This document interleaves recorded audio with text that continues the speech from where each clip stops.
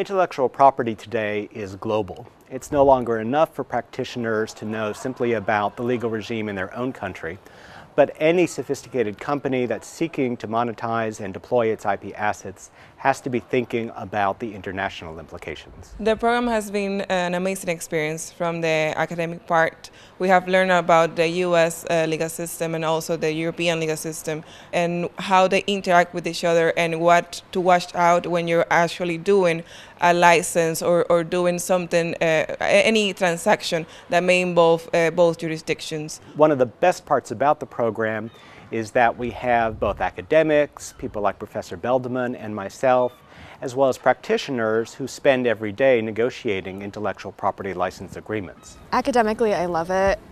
We can only take a number of IP classes at UC Hastings because we also have to focus on passing the bar.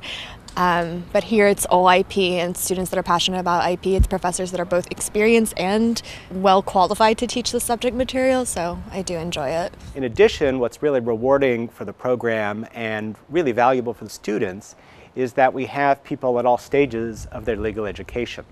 So we have people who are in the middle of law school, we have people who have just graduated and possibly studying for a higher degree.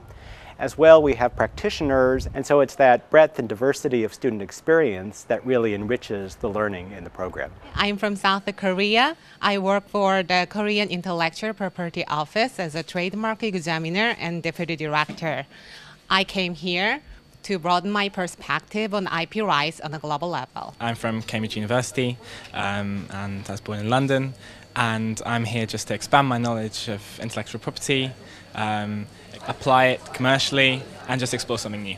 I actually got done with my master's in IP, and I really wanted some practical exposure as to how licensing transactions are done internationally. I think the program so far has really actually been more than what I had expected. I had a lot of fun, especially the fact that each and every speaker that came talked more on the practical aspects of IP and competition law. Putting together the strengths of UC Hastings and of Bucerius Law School really lets us capitalize on each institution's strength in intellectual property, in international business, and international law in general.